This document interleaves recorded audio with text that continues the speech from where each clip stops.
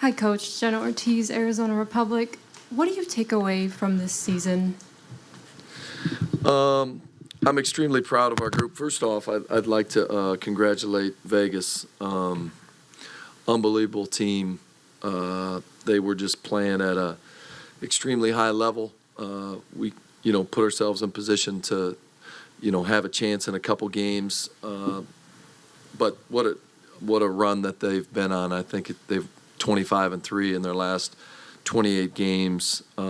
Just hit big shots after big shots. Our group, I just told them this is a special year. It's one of the funnest years I've ever had in basketball. For a new group to come together the way that we did and competed just says a lot about who's in our locker room.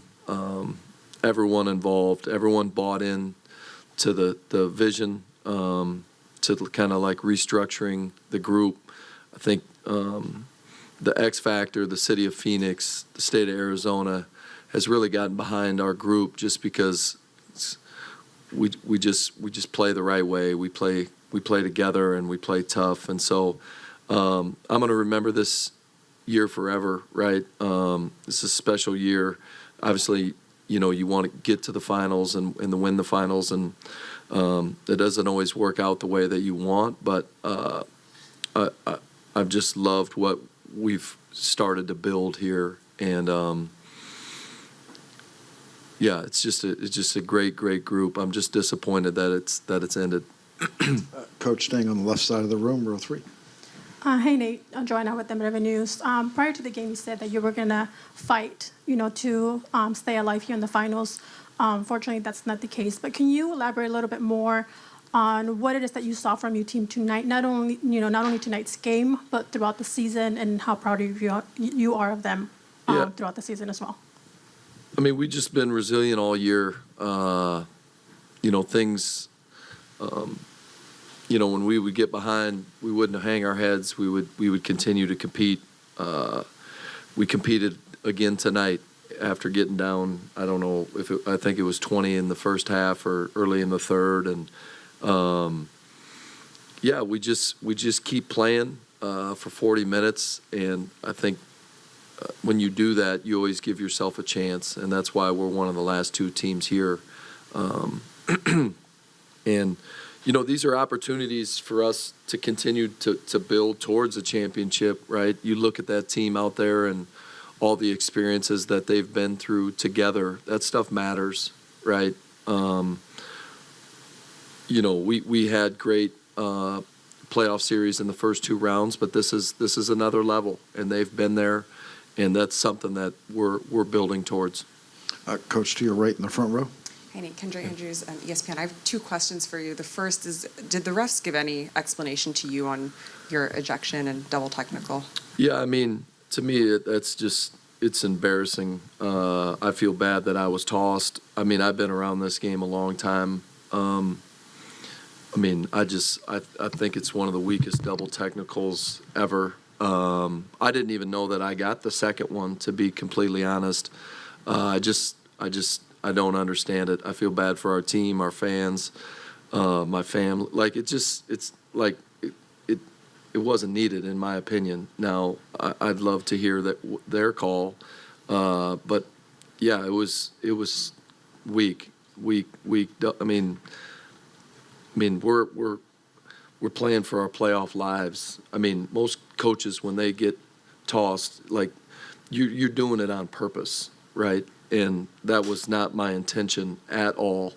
But, there's been issues with the officiating all year. And to me, I don't know. I'll have to look at it. I feel like I didn't deserve that, but I thought it was bullshit. I know Kalia said on to Holly Rowe during the broadcast that she didn't love the way that this game was officiating up until that point. Did you feel that way as well? Yeah, listen, Asia's a great player. She's going to score points, but when someone shoots 19 free throws, it's just tough, right? And so, they got to the free throw line. Obviously, we were frustrated, and I thought we should have been. But yeah, she shot as many free throws as our whole team. That's tough to overcome. Coach, left side, row 3. And it just following up there, I mean, did you say anything to Gina, or did Gina say anything to you as an explanation? I did not get an explanation. I mean, to be honest, what I said initially probably, I deserved a technical for sure, but I walked away and all of a sudden, I thought they gave Mo another one. And so I don't know if she thought I said something else or I'm not sure. And then no explanation from Roy or, any of them. Coach, next 2 questions from the front row to your left, Jeff. Could you just talk about how you felt Brown kind of impacted the game to a certain degree tonight, and also what you thought, having Sabali out, the difference that made? Yeah, I mean, I think anytime you lose a player of Satu's caliber, it's going to kind of change the positions that we've been in. We've been in a pretty tight 8-player rotation for the last month and a half, and everyone kind of knows their roles. And I thought in the first half, some of our offensive execution, it kind of threw some stuff off, just as far as people were kind of not in the spots that they typically are. And I thought Kalani did an awesome job. Obviously, she hasn't played as much as she's wanted this year. I think she's handled it super professionally. I was proud of how she played tonight. I thought she did a really good job.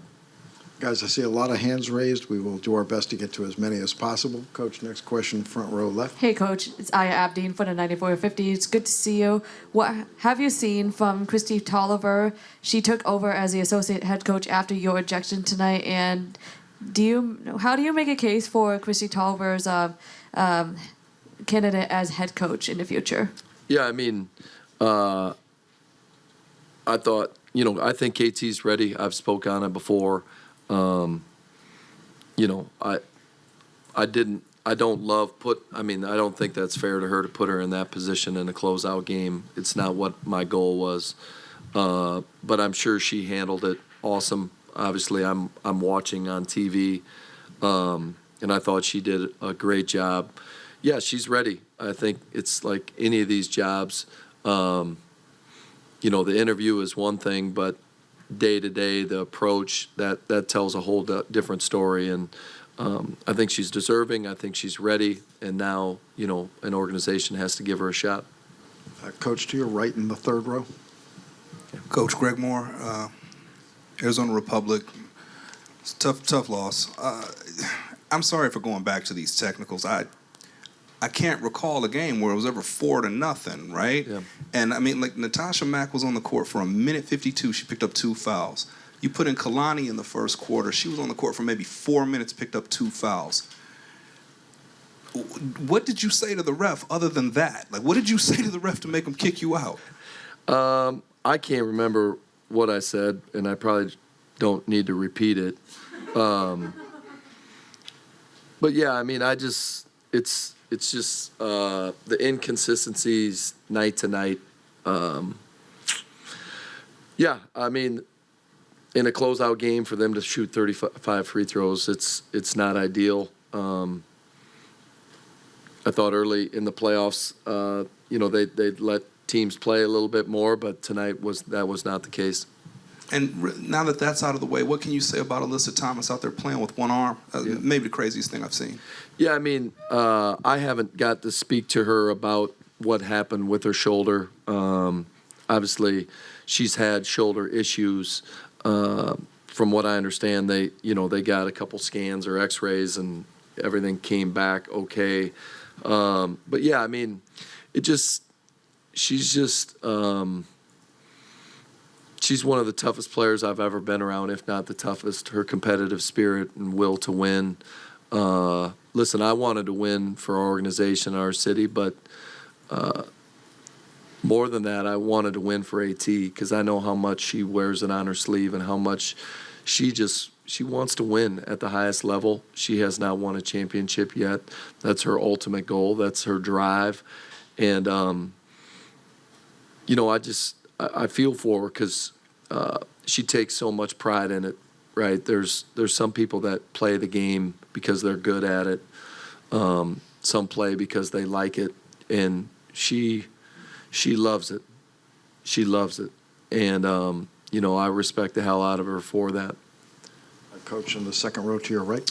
Hey, Coach. Have you talked about another one of your players? I know you've had Ka for a couple of years now.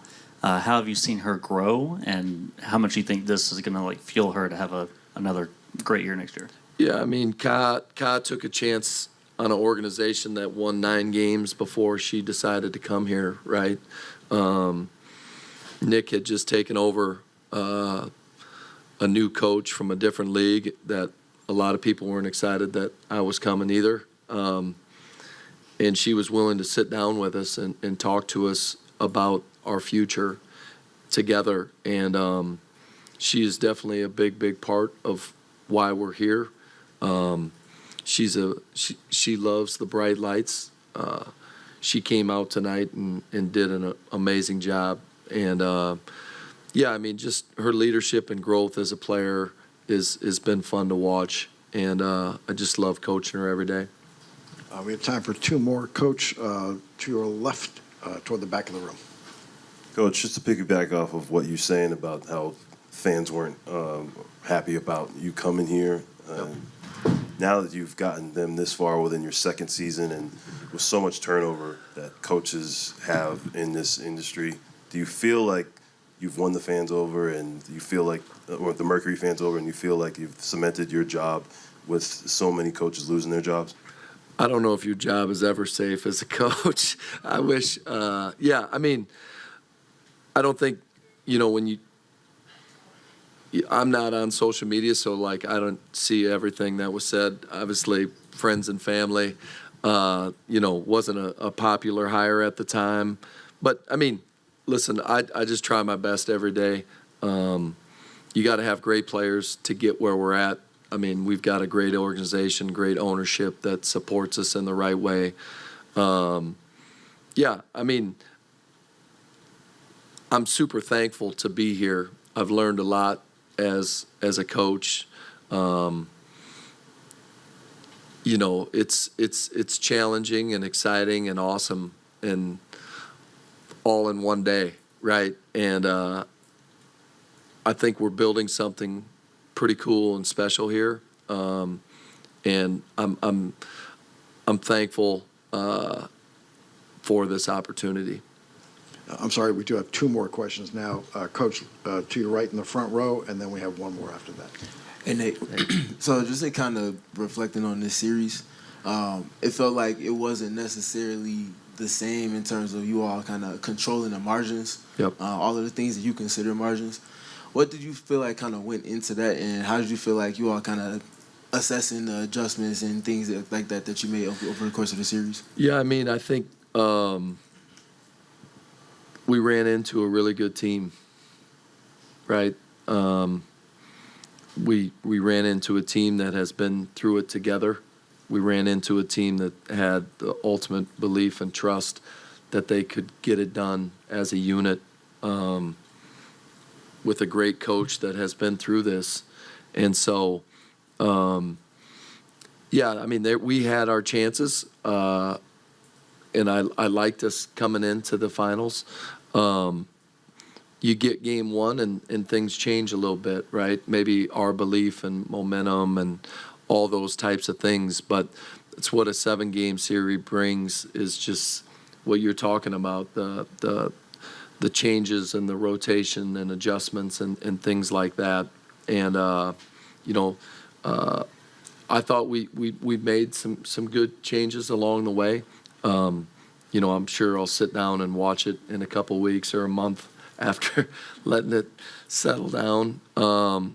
But I'm proud of our group, man. I think there was some projection that we had 1.7% chance to win it coming into the playoffs, right? We had maybe the toughest road to get here and played the two teams that were playing for championships that were in the championship a year ago. So, yeah, I wish we could have some things back, but I'm so damn proud of this group and where we ended up. Coach, last question to your left center. Hey, Coach. From a more systemic perspective, what kind of changes would you want to see to the officiating next year? Yeah, I think just consistency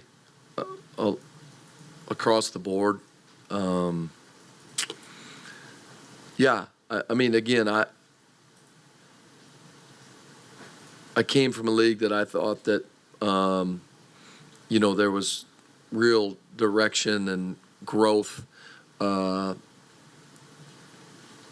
in continuity as staffs, and you know, there's change in this league. The product is continuing to get better. There's more eyes on it, and I think, you know, the officiating has to grow with the league. Coach, thank you. Thank you. Thank you.